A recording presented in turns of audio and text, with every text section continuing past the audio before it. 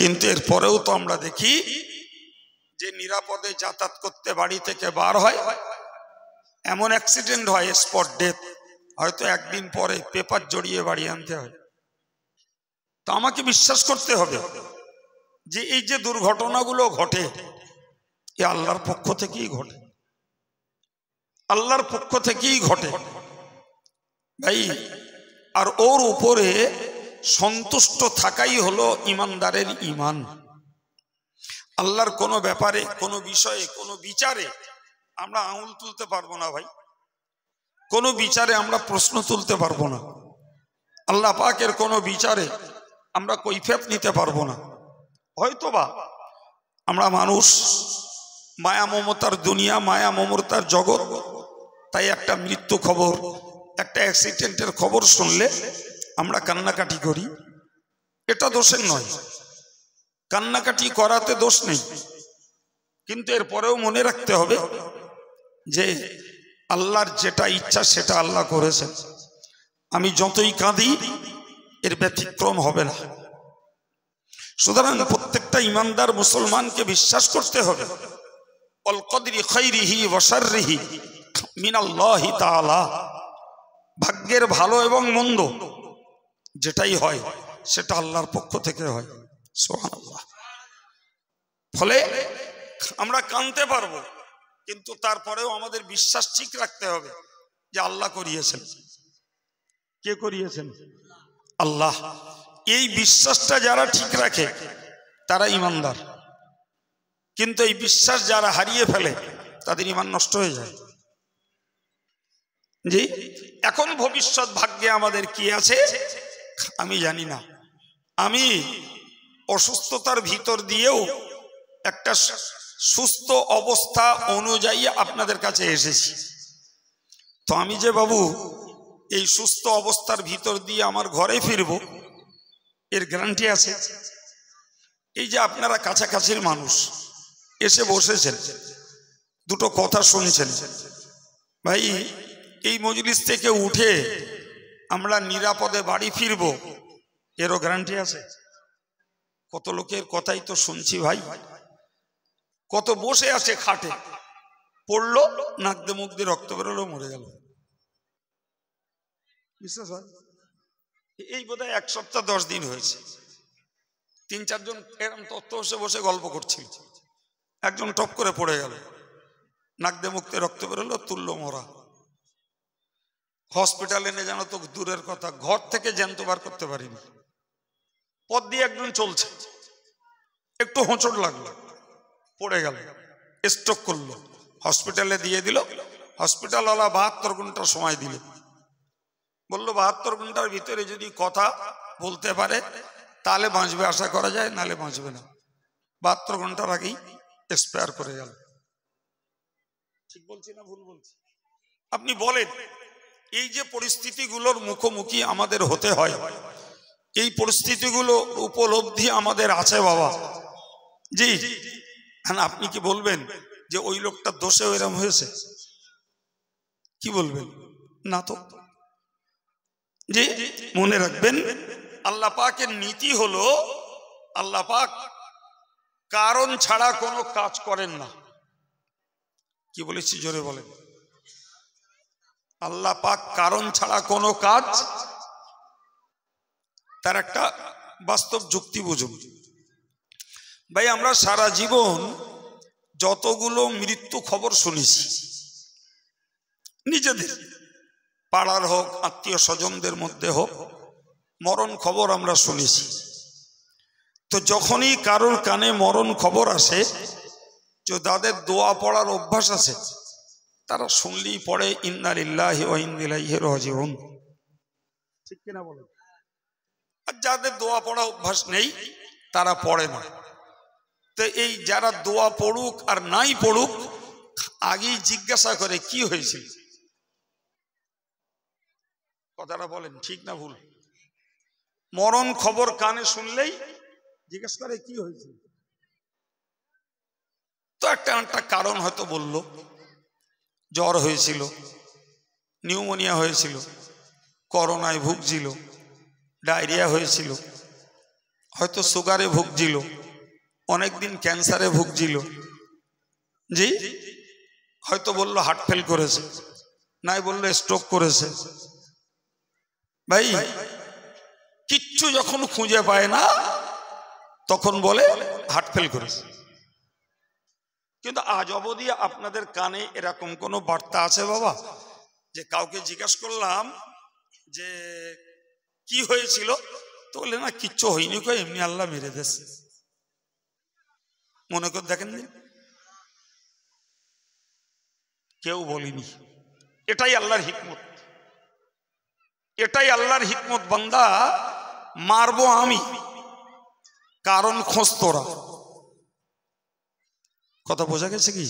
আমি মারবো, কিন্তু ডাইরেক্টলি তোদের বলার সাহস হবে না যে আমি আল্লাহ মেরেছি, বরং তোরা কারণ খুঁজবি, আর সেই কারণটাই তোরা ধরবি যে এই লোকটা মারা গেছে ডায়রিয়া, ওই লোকটা মারা গেছে জ্বরে, ওই লোকটা মারা গেছে ডেঙ্গুতে, অমুক মারা গেছে দেখা গেল সুগারে, অমুক মারা গেছে ক্যান্সারে। কথা শুনতে পাচ্ছেন? ডাইরেক্ট আল্লাহর নামে আমরা চাপাতে পারছি না। ওটাই আল্লাহর হিকমত যে বান্দা মারবো আমি, আর তোরা কারণ খোঁজ। প্রিয় ভাই আমার, আমি আপনাকে বোঝাতে চাইছি ভাগ্যের ভালো এবং মন্দ এই দুটিকেই আল্লাহর পক্ষ থেকে আসে, আমাদের বিশ্বাস করতে হয়। কিন্তু অন্য ধর্মের লোক বিশ্বাস করে যে ভাগ্য নিজে নিজে বানিয়ে নেওয়া যায়। যে ভালো কর্মঠ কাজ করে তার ভাগ্য ভালো হয়, যে ভালো কাজ করতে পারে না তার ভাগ্য খারাপ হয়। এটা ওদের বিশ্বাস। আমাদের বিশ্বাস ওরামটা না। কেউ খেটে খাওয়া হয় না, আর কেউ না খেটে খেয়ে শেষ করতে পারে না। কথা বলছেন না? প্রচুর অর্থশালী লোক আছে বাবু, হাই সুগার, হাই কোলেস্ট্রল, জি, বা দেখা গেল লোকটার লিভার ফাংশন খারাপ হয়ে গেছে, টাকা আছে, মাল সম্পদ আছে, খাওয়া হয় না, আছে না নয়? আর ওই ফুটপাতে কাগজ কুড়িয়ে রাস্তার ধারে কাগজ দিয়ে আগুন জ্বালিয়ে ওখানে ভাত রেঁধে খাচ্ছে আর নাকে তেল মেরে ঘুমোচ্ছে, আছে না নাই? তাহলে স্বীকার করতে হবে আল্লাহ খাওয়ালি খাওয়া হবে, আল্লাহ না খাওয়ালি ভাত গালে দিয়ে চিবিয়ে বুকি বেঁধে যাবে, ও আর পেটে যাবে না, ওই বুকি বেঁধেই মরে যাবে। যায় না নাকি? হ্যাঁ, সুতরাং আমাদের এই বিশ্বাসটাকে মনে রাখতে হবে। একটা উন্নত জ্ঞানের কথা আপনাদেরকে শিখিয়ে দিচ্ছি, মনে রাখুন। সেটি হলে ভাই, যেটা চেষ্টা করে চেষ্টা করে চেষ্টা করে যেটা পাওয়া যায় না, মনে রাখতে হবে ওটা আমার তকদির। চেয়ে চেয়ে চেয়ে চেয়ে যেটা পাই না ওর নাম, জোরে বলেন, আর একটু জোরে বলেন, ওর নাম তকদির। আর চাইনি, কামনা করিনি, চেষ্টাও করিনি, অথচ ঘটে গেছে, ওর নাম তকদির। মুখস্থ থাকবে, এর উপরে ইমান আছে বাপ। আমি গল্প মারছি না বসে, এটা ইমানদারের ইমান। আমি চেষ্টা করেছি আমার সাধ্য অনুযায়ী, একটা বিশেষ উদ্দেশ্য নিয়ে, পেলাম না, বুঝতে হবে আমার ভাগ্যে আল্লাহ এটা রাখেননি। আর যেটা আমি মোটেই চাইনি, আচমকা আমার ভাগ্যের জন্য ঘটে গেছে, বুঝতে হবে ওটাই আল্লাহর পক্ষ থেকে আমার জন্য বরাদ্দ। ওর মধ্যে ইমান আছে বাপ। আপনি একটু তেরস পরশ করবেন, ইমানটা নষ্ট হয়ে যাবে। দেখেন না কত লোকে বলে, শোনেননি যে চিকিৎসার অভাবে লোকটা মারা গেল। খবরদার বলবেন না, চিকিৎসার অভাবে কেউ মরে না বাপ। বড় জোর চোখে দেখে বলতে হয়, চিকিৎসার অভাবে একটা মানুষ নাই কষ্ট পাচ্ছে, ধরে নিলাম, হয়তো বলা যায় চিকিৎসা হলে হয়তো কষ্টটা কম হতো, কিন্তু চিকিৎসা অভাবে কেউ মরে না বাবু, কোশ্চিন খেলেও না। মনে রাখবেন, চিকিৎসার অভাবে কেউ মরে না, আর অক্সিজেনেও কেউ বাঁচে না বাপ। আমরা টানা কলে বলি, হ্যাঁ রে তোর আব্বা কেরাম রয়েছে, বলছে খুব একটা ভালো নেই, অক্সিজেনে বেঁচে আছে। এরকম বলে না?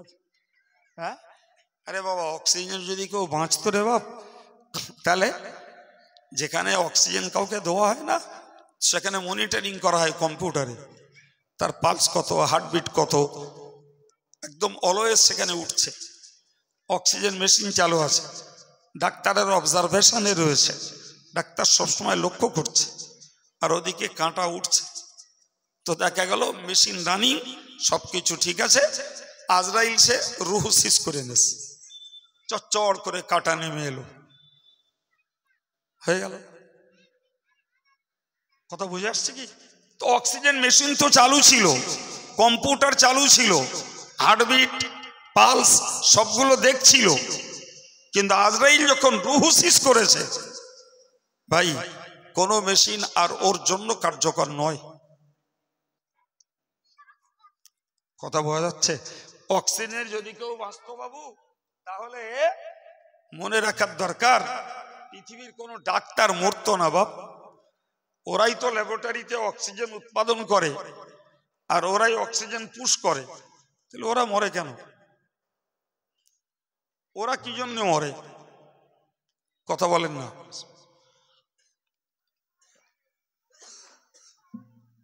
করোনার পিরিয়ডে প্রচুর ডাক্তার মরেছে,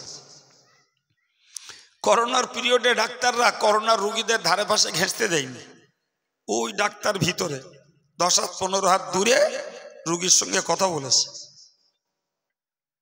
কেউ জানেন না? জানেন না? হ্যাঁ, তা সেই ডাক্তাররা এত সতর্ক হয়ে মরল কেন? যারা কিটস ব্যবহার করেছে সারা দেহ ঢাকা, চোখ দুটো বুড়বুড় বুড়বুড় করছে আর সব ঢাকা, তারপরেও মরেছে। বাড়ির বাইরে বেরোয়নি, হোম ডেলিভারি নেছে, ওই দোতলার থেকে প্যাকেট নামিয়ে দেছে, দোকানদাররা গিয়ে মাল দিয়েছে, প্যাকেটে পয়সা দিয়েছে, পয়সা নিয়ে চলে গেছে, আর এরা দড়ি দিয়ে মাল ঘরে তুলে নেছে। দেখেছেন এরকম? হ্যাঁ, হাজার হাজার লোকে, বিশেষ করে অমুসলিম যারা তারা বেশি। তারপরেও তো পৃথিবী জুড়ে 1,05,00,000 মরেছে। কড়া মরেছে? স্যানিটাইজ করে সোশ্যাল ডিস্টেন্স বজায় রেখে জি কত কিছু করেও রক্ষা হয়নি। বলো হয়েছিল? সম্মানিত ভাইরা আমার, মনে রাখুন, আমি আপনাকে বুঝিয়ে বুঝিয়ে এসেছি অদৃশ্যের বিষয়ে বিশ্বাস হলো ইমানদার মুসলমানের একটি স্পেশালিটি বৈশিষ্ট্য, যার 7 নম্বর অল বাসি বাদাল মাউত, মৃত্যুর পরে আমাদেরকে উঠতে হবে, মরণের পরে আমাদেরকে আল্লাহ জীবন্ত করবেন।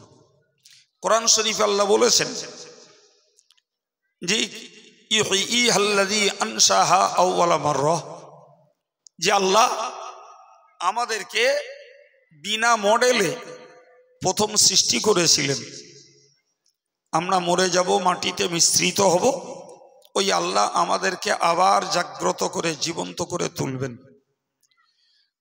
মক্কার কাফেররা বলতো মাই ইউহিল ইযাম, মক্কার কাফেররা বলতো যে এই গলা পচা হাড়গুলোরে জ্যান্ত করবে কে?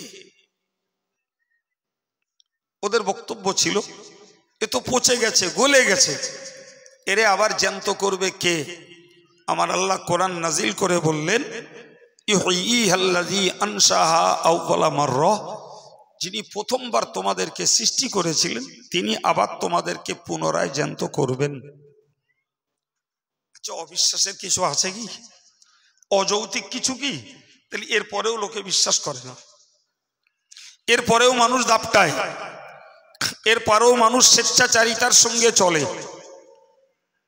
কথা বলেন ঠিক না ভুল? হ্যাঁ, একটা সাধারণ যুক্তিতে বুঝুন তো ভাই। আচ্ছা, তার আগে কোরআনটা বুঝুন। আমরা এ পর্যন্ত যে যতটা মরা মানুষকে মাটি দিয়েছি, একই দোয়া পড়া হয় মিনহা খলাকনাকুম, আল্লাহ বলছেন এই মাটি থেকে আমি তোমাদেরকে সৃষ্টি করেছি। মাটি আমার হাতের মুঠোয়, আমি পড়ছি মিনহা খলাকনাকুম, এই মাটি থেকে সৃষ্টি করেছি, মাটি দিয়ে দিলাম কবরে। আবার আল্লাহ বললেন অফিহা নুঈদুকুম, এই মাটি থেকেই আমি তোমাদেরকে, এই মাটিতেই আবার তোমাদেরকে ফিরিয়ে দিলাম। অমিনহা নুখরিজুকুম তারাতান উখরা, এই মাটি থেকেই আমি আবার তোমাদেরকে তুলব। আমরা এখন মাটির উপাদানে তৈরি। কবরে যখন দেওয়া হবে জীবন্তরা বলবে, আল্লাহ পাকের কালামের কোরআনের ওই বক্তব্যটাই এরা উদ্ধৃতি করে বলবে, এই মাটি থেকেই আমি সৃষ্টি করেছিলাম, এই মাটিতেই তোমাকে ফিরিয়ে দেব না, এখনই দিলাম, আর এই মাটি থেকেই পরে আবার তোমাকে তুলব। তো এইটাকেই যদি আমরা বাস্তব যুক্তিতে বুঝি, ভাই পানি যদি মেশিনে দেই তো মেশিনে পড়ে পানিটা হয় পাথর, না কি হয়? বরফ তৈরি হয় না? তো বরফ পাথর না থাকি, তাহলে তরল পানিটা বরফ হলো, বরফের চাং তৈরি হলো,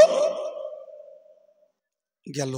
ঠিক ওই বরফের চাংটাকে যখন আমরা মেশিন থেকে বাইরে বার করব, হাওয়ায় আর তাপে ওই বরফের চাংটায় আবার পানি হবে, গলবে না? গলবে না। তো ওই বিগলিত পানিটাকেই আবার আমরা মেশিনে দেব, তো পুনরায় দিলি বরফ হবে না? এই মাথা মোটারা এই সাদা কথাটা বোঝে না কেন? এ পণ্ডিতির দল এই সহজ কথাটা কেন বোঝে না, যে তরল পানি মেশিনে দিলে হয় বরফ, আর মেশিন থেকে বার করলে হয় আবার তরল পানি, আর সেই পানিটাই যদি আবার মেশিনে দেওয়া হয় সে আবার বরফ হবে। তাই তো হচ্ছে নাকি? হ্যাঁ, তো এই মাটির মানুষগুলোরে এরা মরে গেলি কবরে দিলাম, তো কবরে দিলে আবার মাটি হয়ে গেল, তো সে ওই মাটির থেকে আবার তুলে বানাবেন। এটা অস্বীকার করার কি আছে, আর তর্ক বিতর্ক করার কি আছে? আছে কিছু? কোরআন শরীফে আল্লাহ বলেছেন কাযালিকা ইউহিল্লাহুল মাউতা ওয়া ইউরীকুম আয়াতিহি লাআল্লাকুম তাকিলুন। আল্লাহ বলেছেন আমি এইরূপ ভাবেই মৃতকে জীবন্ত করব, লাআল্লাকুম তাকিলুন, যাতে করে তোমরা বোঝো। কিন্তু সর্বনাশ হয়ে গেছে ভাই, আমরা তো বুঝতে চাই না, আমরা তো বুঝতে চাই না ভাই। তো আমি আপনাকে এ পর্যন্ত বুঝিয়েছি একটা বিষয়ের উপরে 7 প্রকারের কথা। আমি একদম গোড়ায় আমার বক্তব্যের সূচনায় বলেছিলাম যে মুসলমানদের 3টি বৈশিষ্ট্য রয়েছে, তার মধ্যে একটি বৈশিষ্ট্য হলো যে অদৃশ্যের বিষয়ের বিশ্বাস। বাংলাটা মুখস্থ করুন, অদৃশ্যের বিষয়ের বিশ্বাস। না দেখা আল্লাহকে বিশ্বাস করা, না দেখা ফেরেশতাকে বিশ্বাস করা, কেতাব নাজিল হতে দেখিনি বিশ্বাস করা, নবীদেরকে বিশ্বাস করা, এবং পরকালটাকে বিশ্বাস করা, ভাগ্যের ভালো মন্দ আল্লাহর পক্ষ থেকে হয় বিশ্বাস করা, কবর থেকে উঠতে হবে বিশ্বাস করা। সম্মানিত ভাইরা, এরপরে আমাদের আরো বিশ্বাস যে লোকটা অপরাধ করে কবরে যাবে। ভাই হাদিস পাকে এসেছে আল কবরু রাউদাতুম মির রিয়াদিল জান্নাহ আও হুফরাতুম মিন হুফারিন নার। রাসূল বলেছেন হয় কবর জান্নাতের একটা বাগান, আর না হলে কবর জাহান্নামের একটা গর্ত। ভাই মাটির তারতম্যে কবরের পার্থক্য নয় বাপ। মাটি আছে, এঁটেল মাটি, দোআঁশ মাটি, বেলে মাটি, কাঁকুরে মাটি, তো মাটির পার্থক্যে কবর জান্নাতের বাগান আর জাহান্নামের গুহা বা গর্ত হবে না বাবা। ওই কবরে যাকে শোয়াবো সেই মানুষটার চারিত্রিক গুণের ভিত্তিতে একই কবর, কারোর জন্য হবে জান্নাতের বাগান, কারোর জন্য হবে জাহান্নামের গর্ত। কথা ক্লিয়ার হয়েছে? হ্যাঁ, এখন আপনি বলেন ভাই মাটির নিচে আমরা মরা লোকদেরকে ঢেকে দিয়ে এলাম, আমরা ঢেকে দিয়ে এলাম, কিন্তু আমরা কোরআন হাদিস অনুযায়ী বিশ্বাস করি যে কবরের ওই মানুষগুলোর কারো শাস্তি হচ্ছে আর কেউ বা শান্তিতে আছে, এটা আমাদের বিশ্বাস। এটা আমরা দেখিনি আজ অবধি, আমাদের কাছে কবর থেকে কেউ উঠে এসে আমাদেরকে বলিনি বাপ। সম্মানিত ভাইরা আমার, মনে রাখুন, আলেম ওলামারা কোরআন হাদিস পড়ে শুনে আমাদেরকে বলছেন, সেই আলেম ওলামাদের কোরআন হাদিসের বয়ান যারা শুনছেন আলহামদুলিল্লাহ তারাই বিশ্বাস করছেন এবং সেই মতো তারা আমল করছেন। কিন্তু যাদের বিশ্বাস হয় না বাবা, তারা তো বাস্তব চোখে দেখতে যায়, তারা বাস্তব চোখে না দেখা পর্যন্ত বিশ্বাস করে না। কিন্তু আমরা কবরের আযাবকে না দেখেও বিশ্বাস করি অপরাধীদের কবরে আযাব হতে পারে। এটা অদৃশ্যের বিশ্বাস, গুপ্ত বিষয়ের বিশ্বাস, এটা আমাদের চোখে পড়িনি বাবা। তবে একটা হাদিসে রয়েছে, আমি হাদিসের সংক্ষিপ্ত সার কথাটা বলছি। একজন সাহাবী নবী পাকের কাছে খুব হন্তদন্ত হয়ে এলেন, এসে বললেন, ইয়া রাসূলুল্লাহ, আমি অমুক রাস্তা দিয়ে চলছিলাম, হঠাৎ করে একটা লোককে দেখতে পেলাম। হ্যাঁ, চা আনবা? হঠাৎ করে একটা লোককে দেখতে পেলাম, ওই লোকটা কবর থেকে উঠে ছুটছে, কবর থেকে উঠে। সাহাবীর দেখা, আমাদের দেখা না। আর ওই লোকটার গোটা দেহটায় আগুন জ্বলছে, আর লোকটা চিল্লাচ্ছে আর বলছে, কে আছো, আমায় একটু পানি দাও। তো সাহাবী বলছেন, হুজুর আমার খুব দয়া লেগেছে, তো আমি ইচ্ছা করলাম যে ওই লোকটার গায়ে আগুন জ্বলছে, ওর ধারে তো যেতে পারবো না, তো অন্তত একটু পানি ওর পাশে দিয়ে দিই। কিন্তু অল্পক্ষণেই দেখলাম ওই কবর থেকে আর একজন ব্যক্তি একটা শিকল নিয়ে ছুটছেন, শিকল নিয়ে। আর ওই লোকটা বলছেন, খবরদার এই মালাউনকে কেউ এক ফোঁটা পানি দিও না। কথা বোঝা গেছে? এদিকে এক ব্যক্তি বলছে পানি দাও, আর এক ব্যক্তি বলছে একে এক ফোঁটা পানি দিও না। পরক্ষণেই দেখলাম যে ওই হাতে শিকলওয়ালা লোকটা এই লোকটাকে ধরে নিয়ে সেই কবরে আবার ঢুকিয়ে দিল।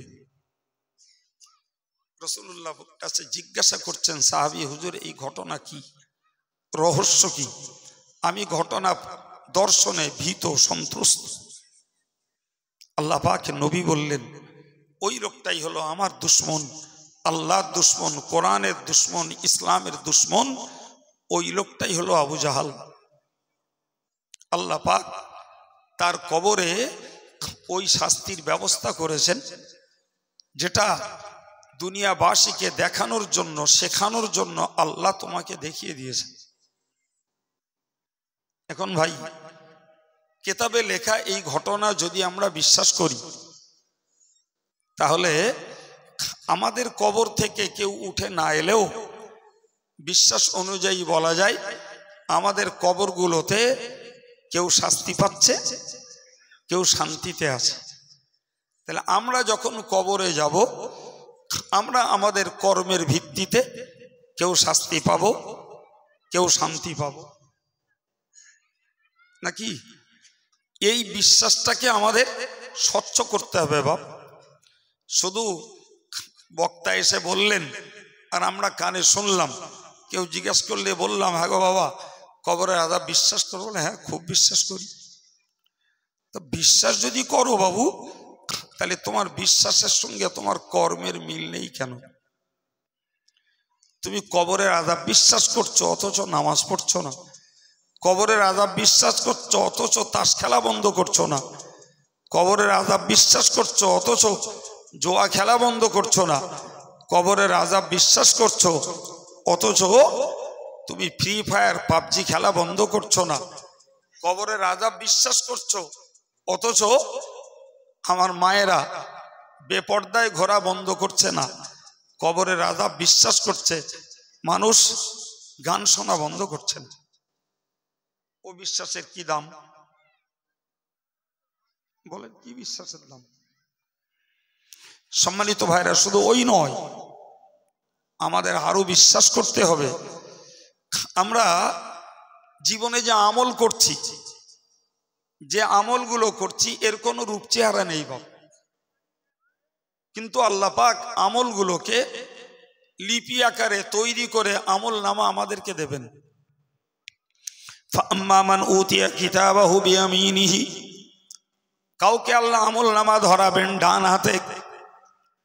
আবার অন্য আয়াতে বলেছেন ও আম্মা মান উতিয়া কিতাবাহু বিশিমালিহি, আমল নামা কাউকে ধরাবেন বাম হাতে। বাইরে আমার মনে রাখা দরকার, লাফিয়ে ঝাঁপিয়ে ইচ্ছা মতন আমল নামা ধরে নেওয়া যাবে না, বরং যার আমল নামা তার সামনে ডান হাতে আসার হলে সম্মুখ দিয়ে চলে আসবে, বাম হাতে আসার হলে পিছন দিক দিয়ে আমল নামা চলে আসবে। ইচ্ছা করে কেউ লাফিয়ে ঝাঁপিয়ে তার আমল নামা ধরে নিতে পারবে না। আমার আল্লাহ বলেছেন ইয়ালকাহু মানসুরা, কোরআনে আল্লাহ বলেছেন যে আমল নামা মানুষের কাছে উঠতে উঠতে পৌঁছে যাবে। গোটা হাসরের আকাশটা কাগজ ওড়া মতো আমল নামা উঠতে থাকবে।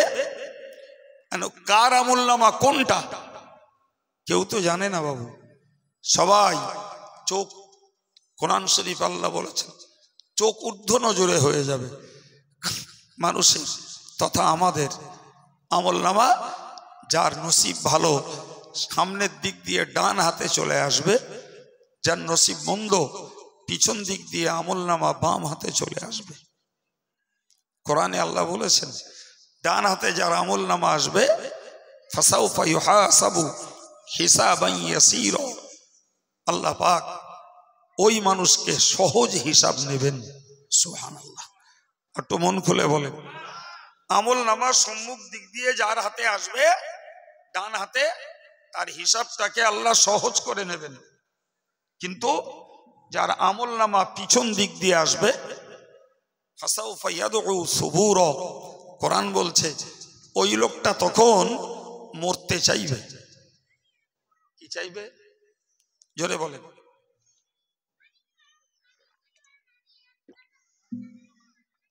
ওই লোকটা মরতে চাইবে। বাস্তবটা বুঝুন ভাই, একটা ছেলে মেয়ে 9-10 মিলে ধরুন মাধ্যমিক পরীক্ষা হয়, তো কোনো ছেলে মেয়ে মাধ্যমিক পরীক্ষায় ফেল করলো, তার পিছনে টিউশন ছিল, তার বাপের অনেক খরচা হয়েছে, এরপরেও সেই ছেলেটা ফেল করলো। ভাই ওই ফেলের কষ্ট অপমান সহ্য করতে পারে না। কত ছেলে কাগজ খুলে দেখবেন তারা আত্মহত্যা করে, ট্রেনে গলা দেয়, ওই 3 তলার ছাদেরতে ঝাঁপ মেরে পড়ে মরে। মাধ্যমিক উচ্চ মাধ্যমিকের রেজাল্ট হলেই কাগজ খুলে দেখবেন এমন রিপোর্ট অনেক আছে। কারণ নজরে পড়িনি কোনোদিন? এই হ্যাঁ না বলেন। হ্যাঁ আচ্ছা বলেন তো, ওই ছেলেটা ফেল করেছে, তো আবার তো প্রস্তুতি নিয়ে আবার পরীক্ষায় বসতে পারত না? পারত না? প্রস্তুতি নিয়ে আবার পরীক্ষায় বসতে পারত, 1 বছরের পড়াশুনো ফেল করাতে লজ্জার অপমান সহ্য হয় না, এতে যদি আত্মহত্যার পথ নেয় বাপ। আমরা 70-80 বছর ধরে এই দুনিয়ায় পরীক্ষা দিলাম, আর কিয়ামতের দিনে রেজাল্ট পাচ্ছি বাম হাতে। তার মানে আমি আমার পরীক্ষায় বলেন ফেল। তো যদি 1 বছরের পরীক্ষা দিয়ে ফেল করলে মরতে ইচ্ছা হয়, ঠিক, আর বিনিময়ে আত্মহত্যাও করে বসে, তাহলে কিয়ামতের দিনে যারা ফেল করবে এরা মরতে চাইবে না? চাইবে না? কথা বলছেন না কেন? তো স্বাভাবিক, এ তো বলতে দেরি হওয়ার কথা না তো। কারণ দুনিয়াতে তো পরীক্ষা ফেল করলেও আবার সুযোগ থাকে, কিন্তু কিয়ামতে যদি একবার ফেল হয় আর সুযোগ আছে বাপ। ওই জন্য আল্লাহ কোরআনে বলেছেন ফাসাউফা ইয়াদউ সুবুরা, ওই লোকগুলো তখন শুধু মরণকে ডাকবে। হায় আফসোস, যদি মৃত্যু হতো কতই না ভালো হতো, যদি মরে যেতে পারতাম কতই না ভালো হতো। কেন গো এখন মরতে চাইছো কেন? তোমরা তো পৃথিবীর অনেকদিন বাঁচার চেষ্টা করেছিলে, অনেক দিন তোমরা বেঁচেছিলে,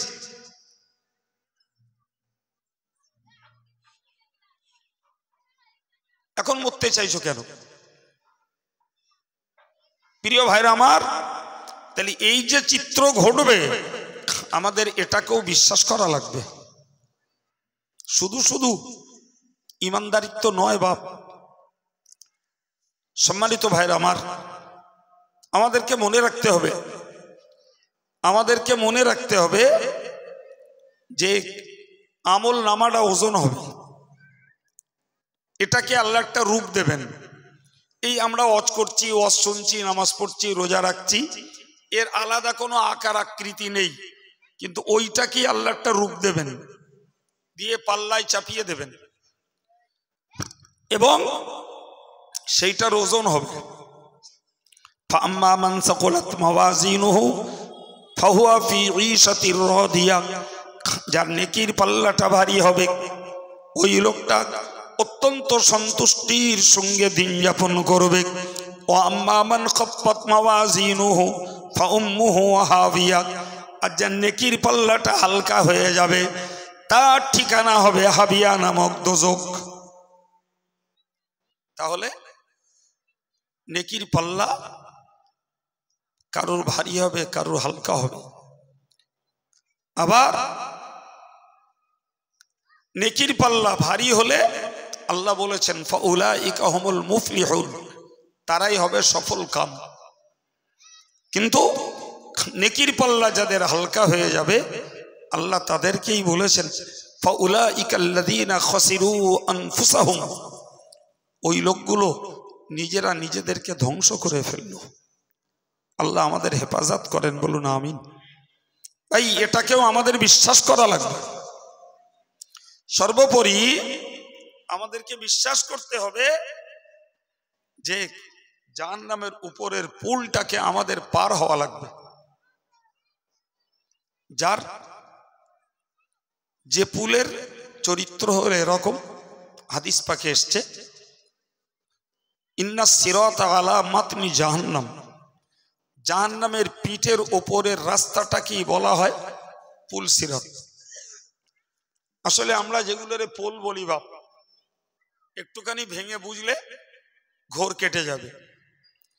এই মাটির সঙ্গে অ্যাটাচ যেখান দিয়ে আমরা চলি ওইটার নাম রাস্তা, আর তলায় খালি উপর দিয়ে চলার জায়গা ওর নাম পোল। সহজ কথাটা বোঝা যায়নি? মাটির সঙ্গে অ্যাটাচ আমরা চলাচল করি ওর নাম, আর তলা খালি উপর দিয়ে যাতায়াত করি ওর নাম পোল। তো অ্যাকচুয়াল আমরা যেটা বলি না ভাই পুল সিরাত, আসলে সিরাত মানেই হলো রাস্তা। সিরাত আরবি শব্দের অর্থই হলো, আমরা নামাজের সূরা ফাতিহাতে পড়ছি না ইহদিনাস সিরাতাল মুস্তাকিম পড়ছি না, মানে কি? আল্লাহ আপনি আমাদেরকে সোজা রাস্তা দেখান। তো সিরাত মানে সোজা, সিরাত মানে রাস্তা, আর মুস্তাকিম মানে সোজা, আর ইহদিনা মানে আল্লাহ আমাদেরকে দেখান সোজা রাস্তা। আমি আপনাদেরকে বোঝাতে চাচ্ছি সিরাত মানে, জোরে বলেন, রাস্তা। জাহান্নামের উপর দিয়ে একটা রাস্তা চলে গেছে, সেইটার সঙ্গে একটা শব্দ আমাদের কাছে জুড়ে গেছে, পুল সিরাত। কি জুড়ে গেছে? তার মানে ও তলা খালি, তলায় তো জাহান্নাম, তলায় কি জাহান্নাম, উপর দিয়ে চলে গেছে রাস্তা, আমাদের কাছে বহুল প্রচলিত শব্দ পুল সিরাত। আমরা বলে এমনি পোল বলি, বল তাহলে পোল কারে বলে? সোজা সাপটা কথা, নিচেই খালি উপর দিয়ে চলা যায়, ওর নাম পোল। আর মাটির সঙ্গে যে চলাচলের জায়গাটা জুড়ে আছে ওর নাম রাস্তা। তো আল্লাহ পাক নবী বললেন ইন্নাস সিরাতা আলা মাতনি জাহান্নাম, তোমরা যেটাকে পুল সিরাত বলছো ওটা জাহান্নামের উপর দিয়ে চলেছে। ওয়া আদাকুম মিনাশ শার, ওই রাস্তাটা চুলের থেকেও সরু। ওয়া আহাদ্দুম মিনাস সাইফ, ওই রাস্তাটা তলোয়ারের থেকেও ধারালো। ভাইরে আমার, কোরআন শরীফে আল্লাহ বলেছেন ওয়া ইম মিনকুম ইল্লা ওয়ারিদুহা কানা আলা রাব্বিকা হাতমান মাকদিয়া। তাম পৃথিবীতে এমন কোনো মানুষ নেই যাকে জাহান্নামের উপরের ওই রাস্তাটাকে অতিক্রম করতে হবে না। তাহলে পীর, পীরজাদা, মৌলানা, মুফতি, হাফেজ সাহেব, হাজি সাহেব, সাধারণ জনগণ যেই হোক, সকলকে ও রাস্তা বলেন অতিক্রম করতে হবে, পাড়ি দিতে হবে। ঠিক, পাড়ি দিতে হবে। ভাই, সুন্নতুল জামাতের তাম পৃথিবী জুড়ে যত মানুষ রয়েছে তারা এটাকে বিশ্বাস করে, কিন্তু কিছু বাস্তববাদী মানুষ আছে, তারা বলে যে ওইটা একটা অযৌক্তিক। মুতাজিলা সম্প্রদায় বলে ওটা অযৌক্তিক। বলে কেন? বলে চুলের থেকেও সরু আর তলোয়ারের থেকেও ধারালো, আর এই 1.5 মণ, 2 মণ, 2 মণ, 2.5 মণ, 3 মণ ওজনের মানুষগুলো ওতে পা রাখলেই তো কেটে যাবে। দৌড়বে কি করে? পা রাখলেই তো কেটে যাবে। এই যুক্তিতে তারা বলে এটা অসম্ভব বিষয়, অতএব ওইটা সত্যি হবে না। কিন্তু গোটা বিশ্বের আহলুস সুন্নাতুল জামাত যারা, সুন্নাতুল জামাতের আকীদাপন্থী যারা, তারা এক কথায় বিশ্বাস করেন, আমার রাসূলুল্লাহ বলেছেন ইয়ামুরু কাল বারকিল খাতিফ। হুজুর বলেছেন যে ওই রাস্তাটা মানুষ পেরিয়ে যাবে বিদ্যুতের চমকানির সময়টুকুর মধ্যে। সুবহানাল্লাহ হবে না? একটা বিদ্যুৎ জ্বলতে নিভতে, আচ্ছা ও 1 সেকেন্ড লাগে বাপ? 1 সেকেন্ডের কয়েক মুহূর্তের ভিতরে, 1 ভাগের ভিতর দিয়ে ভাই ওই রাস্তা মানুষ পেরিয়ে যাবে। জি ভাই, আপনাকে কি বলবো, এইটুকু শুধু বোঝার দরকার। আমরা দেখছি এই সূর্য পূব আকাশে উঠছে, পশ্চিম আকাশে ডুবছে। বিজ্ঞানীরা গবেষণা করে বলল সূর্য 1 ঘন্টায় 6 লক্ষ মাইল পথ যায়। কত যায়? 6 লক্ষ মাইল পথ অতিক্রম করে সূর্য। আমরা তো দেখছি যেন দিক দিক করে যাচ্ছে। ওই দিকতে উঠলো, এই দিকটায় গেল, তো 1 ঘন্টা 12 সময় লাগতেছে। কিন্তু বিজ্ঞানীদের ডিগ্রি ফেলে তারা হিসাব কষে বলছে যে এই পূব আকাশ থেকে আমাদের চোখের আড়ালটায় যেতে যে 12 ঘন্টা সময় লাগে, এতে সূর্য 72 লক্ষ কিলোমিটার পথ অতিক্রম করে। কথা বুঝে আসছে? তো জাহান্নামের উপরের পোলটা একদম সাধারণভাবে আমাদের দেশের ব্রিজগুলোর যে নিয়ম, জি, প্রথমত একে বলে চড়াই, উঠতে হয়, তারপরে মূল খাল বা গাঙের ওপরটা সমান, আবার ওই দিকে নামতে হবে, ওর নাম উতরাই। এই চড়াই হলো 500 বছরের রাস্তা, সমতলটা হলো 500 বছরের রাস্তা, আর উতরাইটা হলো 500 বছরের রাস্তা। তাহলে 3 5 1500 বছরের রাস্তা। এই পথটা ইমানদাররা অতিক্রম করবে। আর আমার নবী ওই পুলসিরাতের গোড়ায় দাঁড়িয়ে দোয়া করবেন আর বলবেন, আল্লাহুম্মা সাল্লিম, আল্লাহ আপনি আমার উম্মতের কদমকে ঠিক রাখুন। সুবহানাল্লাহ। জি, কেউ যাবে চোখের পলকে, কেউ যাবে বিদ্যুতের চমকানিতে, কেউ যাবে দ্রুতগামী ঘোড়ার গতিতে।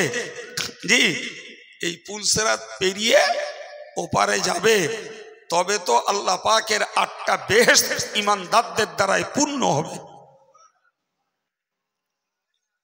কথা বুঝে আসছে কি?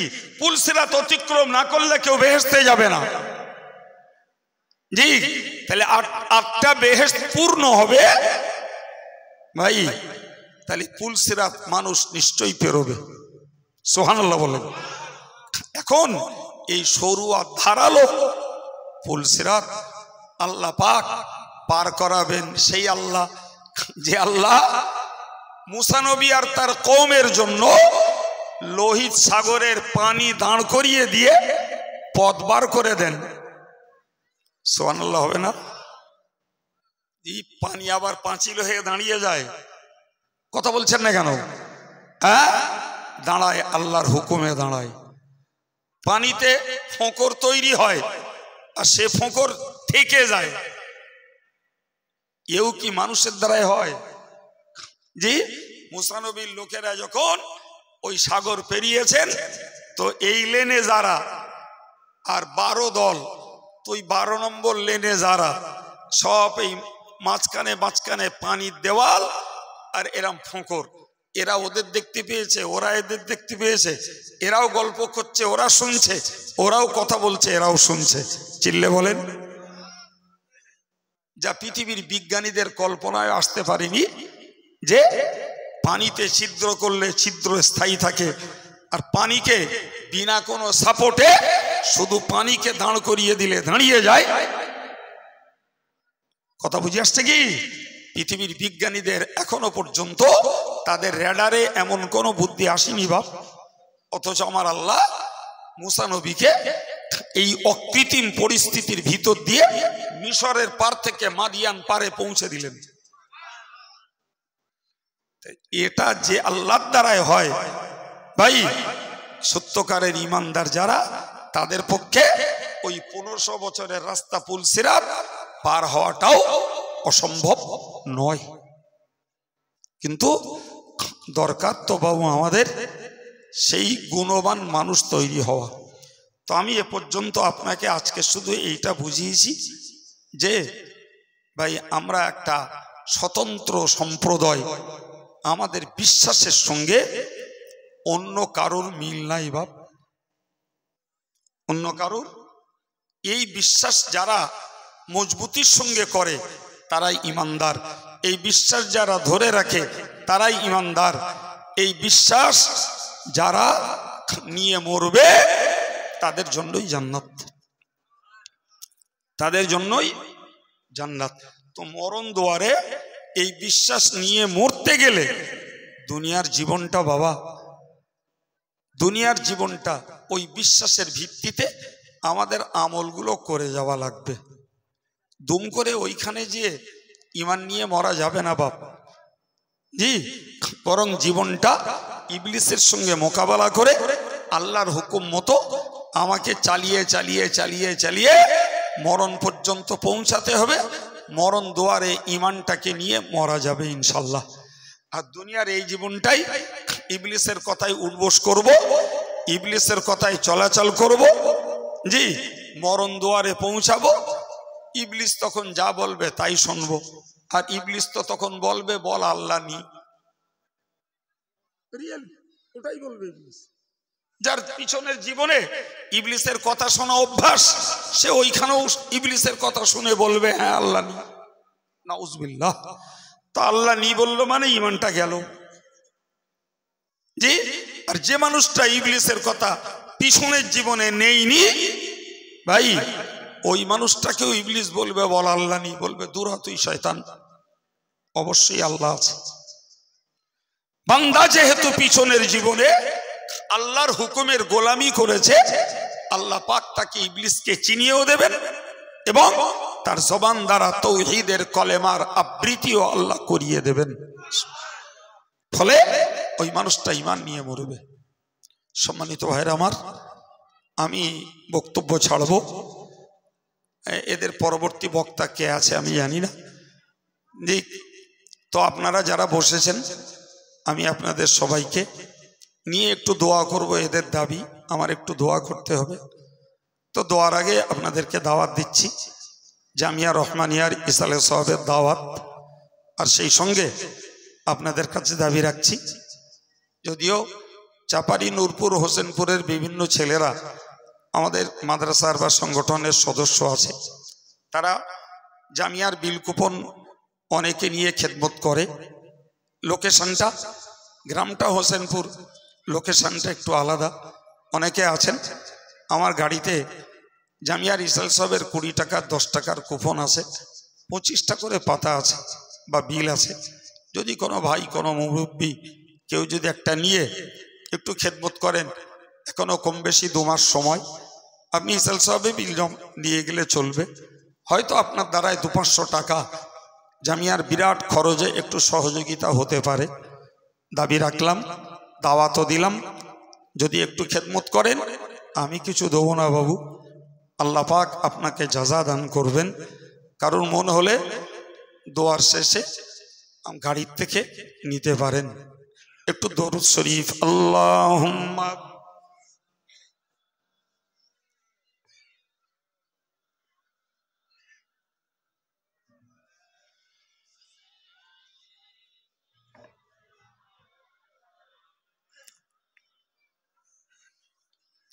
اللهم آمين.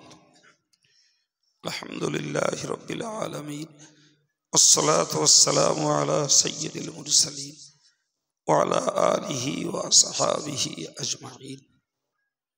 মেহেরবান আল্লাহ, আজকের এই মাহফিলটাকে তুমি কবুল করে নাও। যারা পয়সা দিয়ে, শ্রম দিয়ে, সময় দিয়ে এই মাহফিলটার আয়োজন করেছে, সকলের প্রতি তুমি রাজি খুশি হয়ে যাও রব্বুল আলামিন। আমি নালায়েক গুনাহগার আল্লাহ, তোমার বান্দাদের কাছে ঈমানের উপরে যতটুকু পেরেছি একটা জ্ঞানমূলক আলোচনার চেষ্টা করেছি। আল্লাহ, আমাদের সকলের ঈমানের মজবুতি তুমি দান করো রব্বুল আলামিন। এই মজলিসের ওসিলা করে আমরা যারা বসতে পেরেছি, আমাদের সকলের জীবনের সমূহ গুনাহকে মাফ করে দাও আল্লাহ।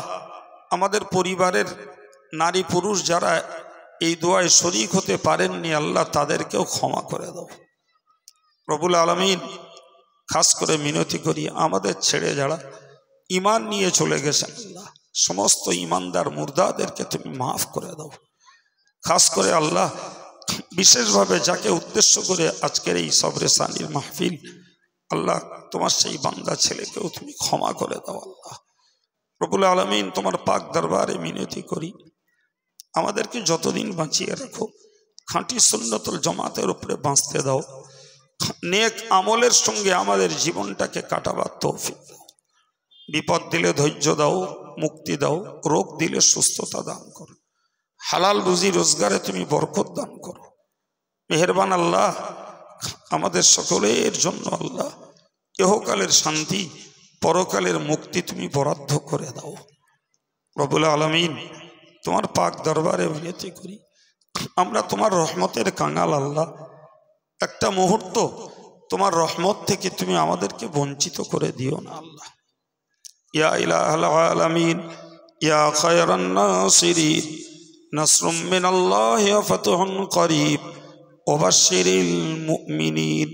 فالله خير حافظا وهو أرحم الراحمين سبحان ربك رب العزة عما يصفون وسلام على المرسلين والحمد لله رب العالمين ربنا تقبل دعاءنا ببركة هذه الكلمة الطيبة لا إله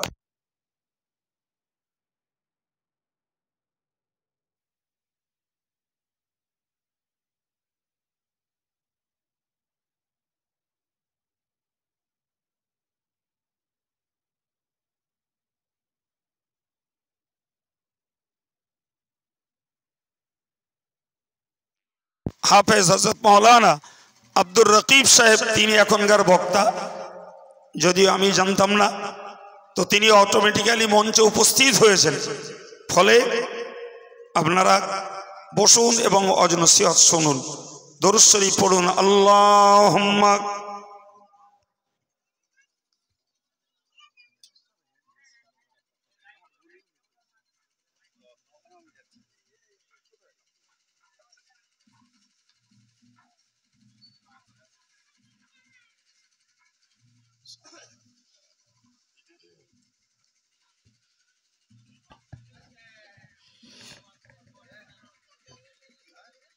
আসসালামু আলাইকুম ওয়া রাহমাতুল্লাহি তাআলা ওয়া বারাকাতুহু একটু তাকবীর দেন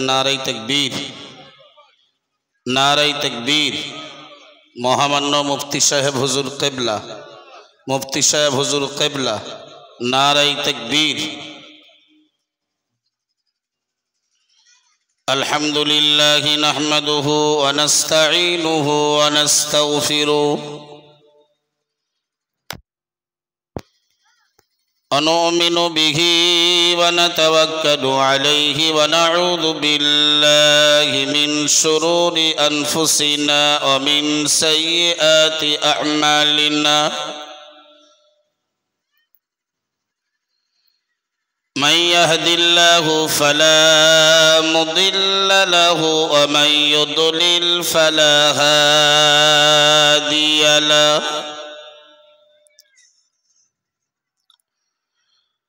ونشهد أن لا إله إلا الله وحده لا شريك له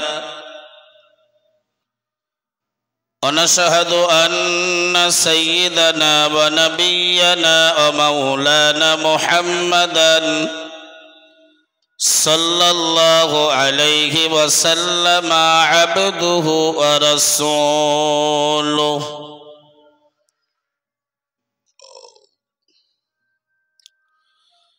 الذي أرسله تعالى بالحق بشيرا ونذيرا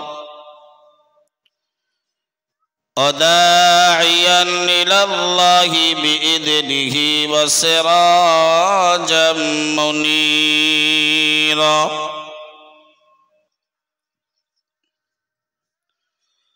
أما